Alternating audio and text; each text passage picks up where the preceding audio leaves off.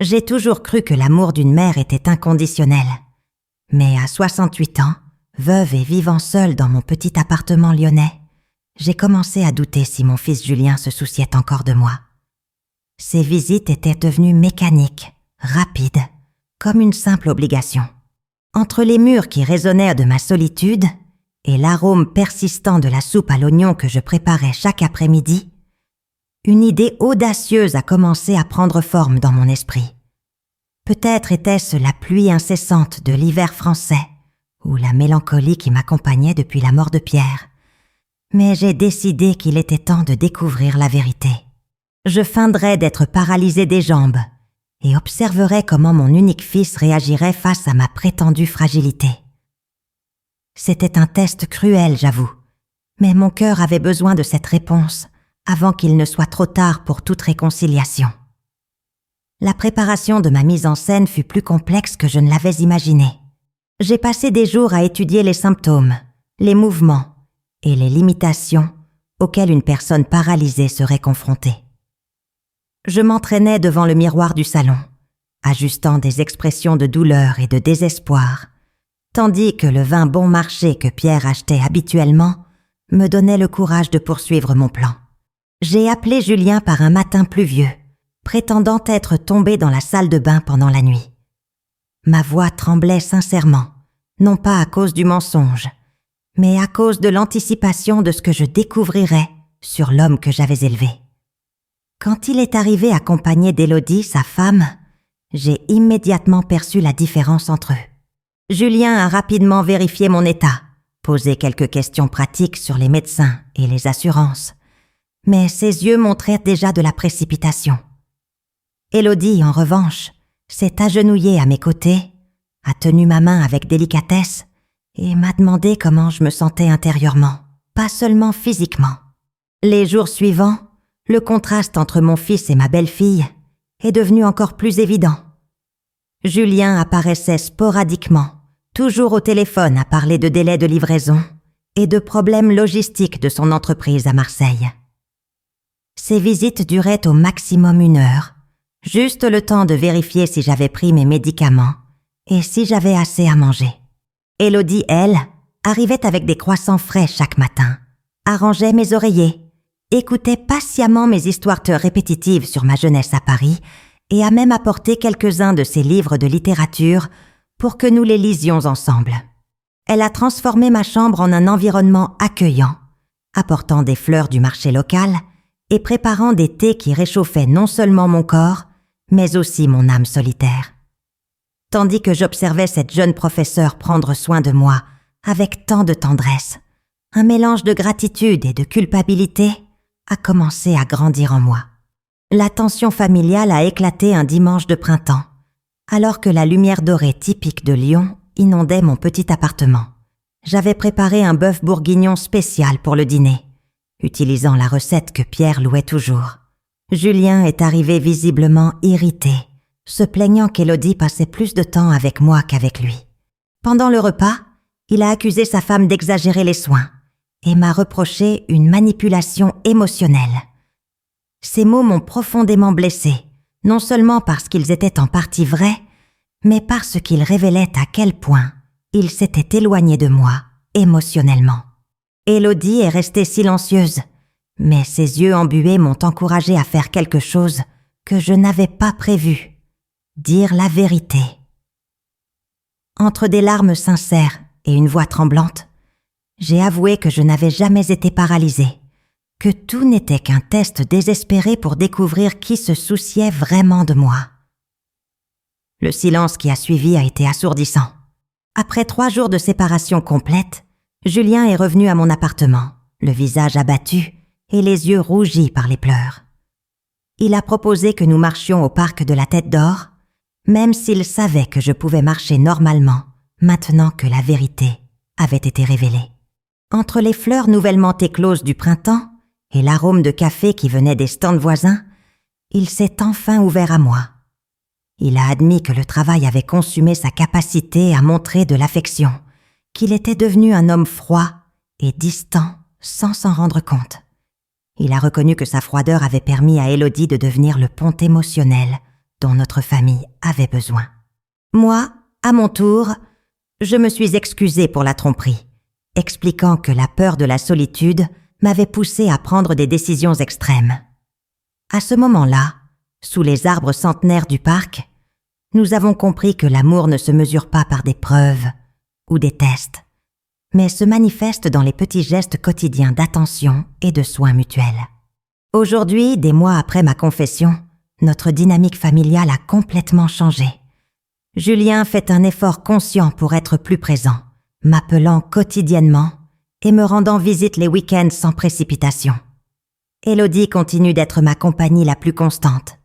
Mais maintenant, notre relation est basée sur une affection sincère, pas sur un faux besoin de soins. J'ai appris que l'amour véritable n'a pas besoin d'être testé pour être validé. Il se révèle naturellement à travers les actions quotidiennes. Ma belle-fille m'a appris que la famille n'est pas seulement le sang, mais un choix quotidien d'être présent dans la vie de l'autre.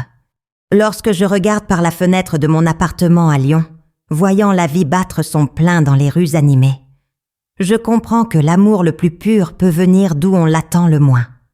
Parfois, ce sont les cœurs que nous choisissons, et non ceux qui nous sont donnés par la nature, qui démontrent le vrai sens de la dévotion familiale. Le plan a commencé à prendre forme par un après-midi particulièrement mélancolique, alors que la pluie battait inlassablement contre les fenêtres de mon appartement, du 4e étage. J'ai étudié chaque détail médical que j'ai trouvé sur Internet concernant la paralysie, mémorisant les symptômes et les limitations que je devais démontrer de manière convaincante. J'ai pratiqué devant le vieux miroir du couloir, le même où Pierre se rasait chaque matin, ajustant des expressions de vulnérabilité et d'impuissance. L'ironie ne m'échappait pas. Une femme qui avait toujours été indépendante s'entraînait maintenant à être dépendante pour découvrir si elle était encore aimée. J'ai acheté un fauteuil roulant d'occasion dans une friperie près de la cathédrale de Lyon et je l'ai caché dans le placard de la chambre d'amis. Chaque préparation me rendait plus anxieuse, mais aussi plus déterminée à découvrir la vérité sur les sentiments de mon fils. Je savais que je franchissais une ligne dangereuse, mais le besoin de savoir surpassait tout remords que je pouvais ressentir à ce moment-là. Le matin choisi pour mettre mon plan à exécution, j'ai appelé Julien avec une voix délibérément faible et tremblante. Je lui ai dit que j'étais tombée dans la salle de bain pendant la nuit, que je ne pouvais pas bouger mes jambes et que j'étais trop effrayée pour appeler seule une ambulance. Sa réaction initiale fut une préoccupation sincère, promettant de venir immédiatement de Marseille avec Élodie. En attendant leur arrivée, j'ai organisé ma chambre pour donner l'impression que quelqu'un avait eu du mal à se relever. J'ai dispersé quelques médicaments sur la table de chevet et je me suis positionnée dans le lit avec un soin calculé. Quand j'ai finalement entendu les clés dans la serrure, mon cœur s'est emballé non seulement par l'anxiété de la mise en scène, mais par l'anticipation de ce que je découvrirais sur mon propre fils. Le son de leur voix dans le couloir m'a apporté un mélange de soulagement et d'appréhension. Il n'y avait plus de retour en arrière. Le test avait officiellement commencé. Julien est entré dans la chambre comme un ouragan d'efficacité pratique, posant des questions sur l'assurance maladie, les hôpitaux préférés et la nécessité d'appeler immédiatement une ambulance. Ces préoccupations étaient valides et nécessaires, mais il y avait une froideur clinique dans son approche qui m'a glacée. Élodie, en revanche, s'est approchée de mon lit à pas doux, s'est assise à mes côtés et a simplement tenu ma main pendant que je faisais semblant de pleurer de douleur et de peur. Elle n'a pas posé de questions pratiques initialement. Elle m'a juste assuré que je n'étais pas seule et qu'il s'occuperait de tout. Pendant que Julien parlait au téléphone pour organiser les consultations médicales, Élodie m'a apporté un verre d'eau et a ajusté les oreillers derrière mon dos, avec une délicatesse qui m'a rappelé comment Pierre prenait soin de moi quand j'étais enrhumée. La différence d'approche entre mon fils et ma belle-fille était frappante et commençait déjà à répondre aux questions que j'avais sur l'amour et l'attention. Les examens médicaux furent la partie la plus difficile de ma supercherie, exigeant une performance convaincante devant des professionnels expérimentés. Heureusement, quelques résultats peu concluants et la décision d'attendre l'évolution de mon état m'ont donné le temps de continuer à observer le comportement de Julien et Élodie. Au cours des semaines suivantes, une routine révélatrice s'est installée. Julien apparaissait rapidement en fin de journée, vérifiait si j'avais pris mes médicaments, posait des questions sur les symptômes et retournait vite à sa vie agitée à Marseille. Élodie, en revanche, a complètement réorganisé son emploi du temps pour passer des matinées entières avec moi. Elle apportait des croissants encore chauds de la boulangerie du coin, préparait des thés aromatiques qui remplissaient l'appartement de parfums réconfortants et lisait des extraits de romans français que nous avions découvert avoir en commun. Ces visites sont devenues le moment le plus attendu de mes journées, comblant un vide émotionnel dont je ne savais même pas l'existence avant de retrouver la chaleur d'une compagnie authentique. La proximité croissante avec Élodie a éveillé en moi des sentiments contradictoires, une immense gratitude pour son dévouement, mais aussi une culpabilité accablante de mentir à quelqu'un d'un cœur si pur. Elle a transformé ma chambre en un refuge douillet, apportant de petites plantes qui égaillaient l'ambiance et organisant mes livres de manière à ce que je puisse les atteindre facilement depuis le lit. Au cours de nos longues conversations, j'ai découvert qu'elle faisait face à ses propres insécurités dans son mariage, sentant que Julien était devenu émotionnellement distant, non seulement de moi, mais aussi d'elle. J'ai commencé à percevoir que ma belle-fille ne s'occupait pas seulement d'une belle-mère prétendument paralysée. Elle trouvait dans notre connexion quelque chose qui manquait dans sa propre vie conjugale. Cette perception a rendu ma farce encore plus difficile à soutenir, car j'utilisais involontairement le manque émotionnel d'une jeune femme pour satisfaire mon propre besoin d'attention et d'affection. À mesure que les semaines passaient, la tension dans notre dynamique familiale s'intensifiait visiblement. Julien a commencé à montrer de l'irritation face au dévouement excessif d'Élodie à mes soins, faisant des commentaires sarcastiques sur le fait qu'elle était plus préoccupée par sa belle-mère que par son propre mari. Lors d'une visite particulièrement tendue, j'ai été témoin d'une discussion chuchotée entre eux dans le couloir, où Julien accusait Élodie de dramatiser la situation, et elle répondait que quelqu'un devait faire preuve de vraie compassion. Le poids de la culpabilité est devenu insupportable lorsque j'ai réalisé que mon mensonge ne testait pas seulement l'amour filial, mais mettait également en péril un jeune mariage. Élodie a commencé à arriver les yeux rouges certains matins, ayant clairement pleuré, et je savais que j'étais en partie responsable de cette douleur. Le test qui devait révéler la vérité sur l'amour créait plus de blessures que de réponses, me forçant à me demander si la quête de validation émotionnelle valait le prix que nous payons tous. La situation a atteint son paroxysme lors d'un déjeuner dominical que j'avais organisé dans l'espoir de réunir la famille. J'avais préparé un coq au vin, d'après la recette de ma mère, espérant que l'arôme familier apaiserait les esprits échauffés. Julien est arrivé visiblement contrarié, se plaignant d'avoir manqué un engagement professionnel important pour être là.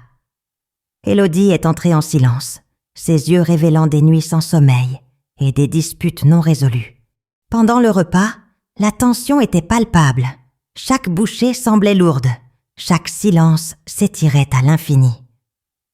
Julien a finalement explosé, accusant Élodie de se dévouer de manière obsessionnelle à mes soins et m'accusant d'être manipulatrice, d'utiliser ma condition pour monopoliser l'attention de ma belle-fille. Ces mots étaient comme des lames affûtées, déchirant l'air parfumé par le vin et les épices du plat que j'avais préparé avec tant d'amour. À cet instant, j'ai réalisé que mon test s'était transformé en quelque chose de destructeur. La confrontation a dégénéré lorsque Julien a déclaré que j'avais toujours été manipulatrice, que même dans ma prétendue fragilité, je trouvais des moyens de manipuler les gens autour de moi. Élodie a tenté de nous défendre simultanément, sa voix tremblante, révélant le conflit interne qu'elle vivait entre loyauté conjugale et compassion humaine. Je me suis sentie complètement exposée, comme s'il pouvait voir à travers ma supercherie, bien que je croie encore à ma paralysie. L'accusation de manipulation m'a frappée de plein fouet, car, d'une certaine manière, c'était vrai. Je manipulais la situation, même si c'était pour des raisons que je considérais justifiables.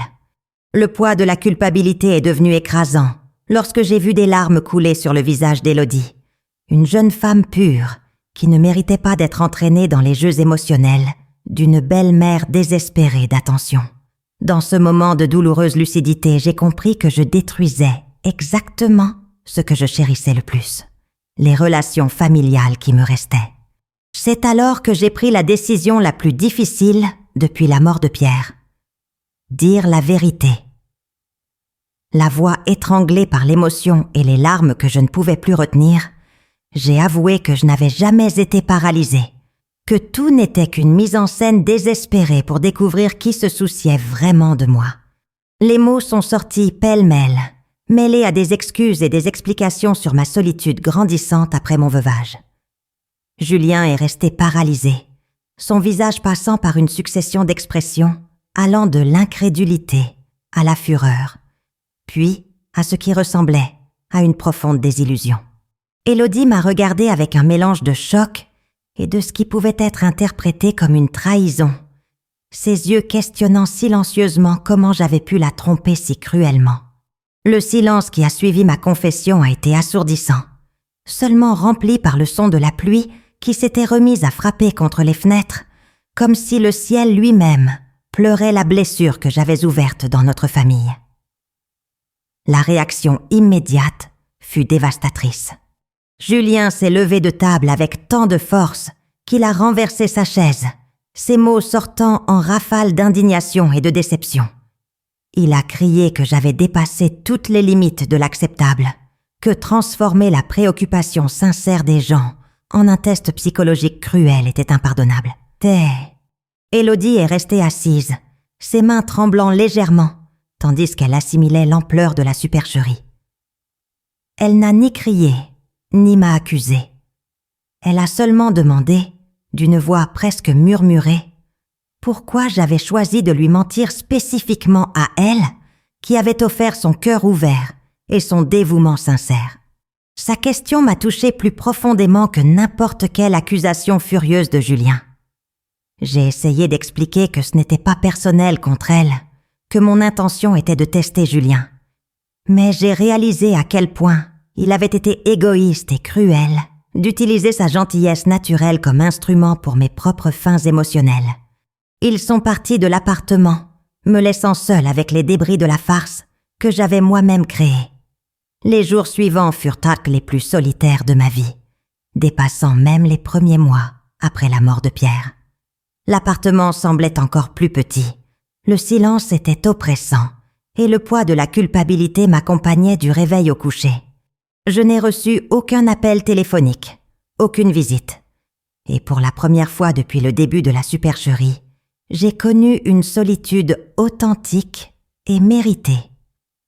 J'ai passé des heures à réfléchir à mes actions, me demandant quand j'étais devenue une personne capable de manipuler les sentiments d'autrui de manière si calculatrice. L'ironie était amère.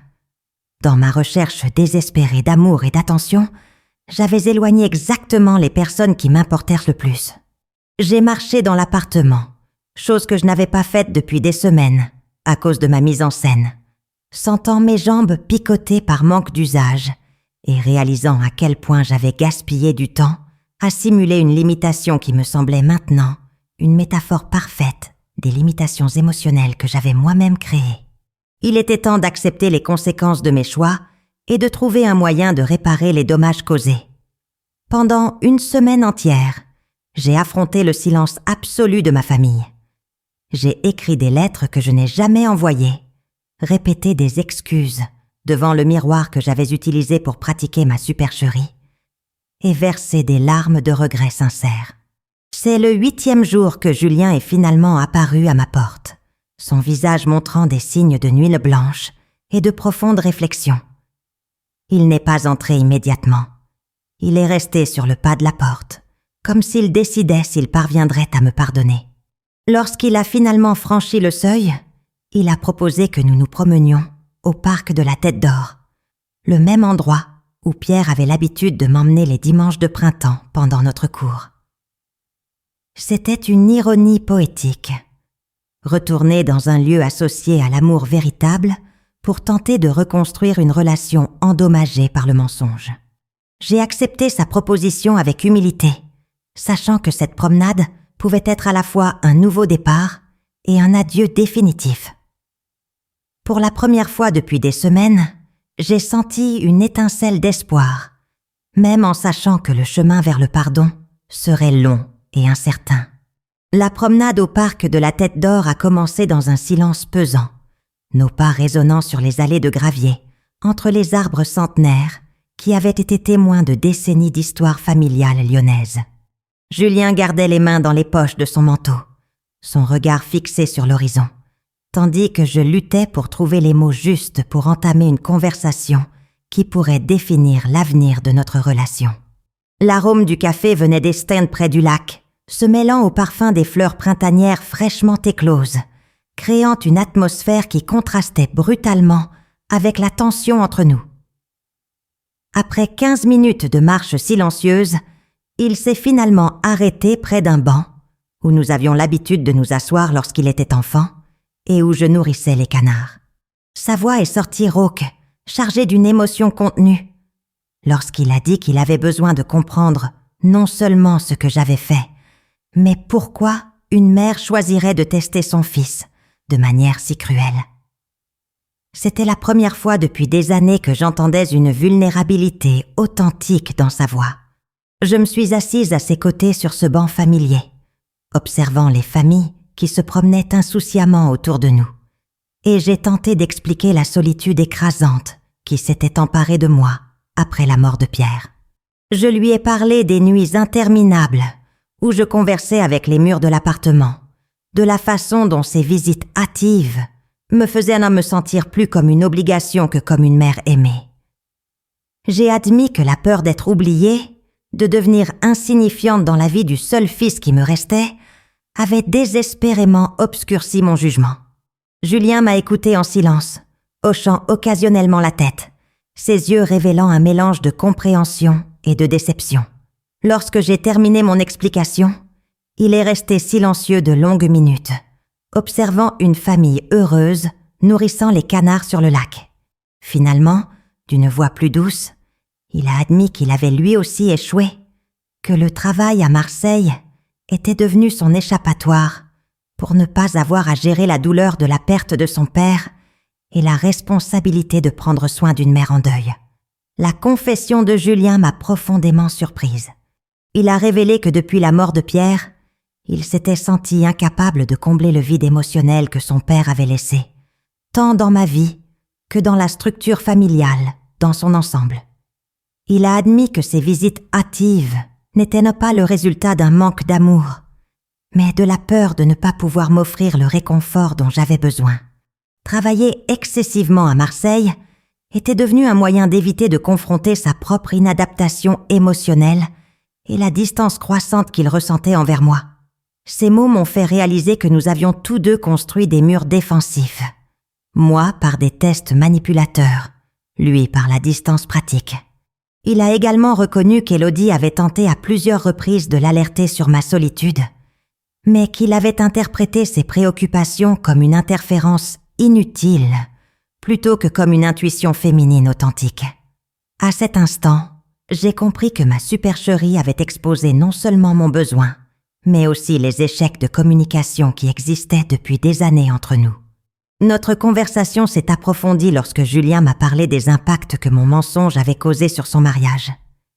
Élodie s'était sentie profondément trahie, remettant en question non seulement mon honnêteté, mais aussi sa propre capacité à juger les personnes et les situations. Elle avait passé des nuits éveillées, réévaluant chaque moment de tendresse qu'elle avait montré, chaque heure qu'elle avait consacrée à mes soins, se sentant stupide d'avoir cru si complètement à ma mise en scène. Julien a admis que la faute lui incombait également, pour avoir permis à sa femme d'assumer seule la responsabilité émotionnelle qui aurait dû être partagée. Il avait réalisé trop tard qu'Élodie ne prenait pas seulement soin de moi par gentillesse, mais cherchait aussi dans notre relation la proximité familiale qui lui manquait dans son propre mariage. La révélation de ma supercherie avait ébranlé sa confiance non seulement en moi, mais en sa propre perception des relations familiales. C'était dévastateur de savoir que ma recherche égoïste de validation avait blessé une personne si pure de cœur. Lorsque j'ai demandé si nous pouvions parler à Élodie, Julien a visiblement hésité.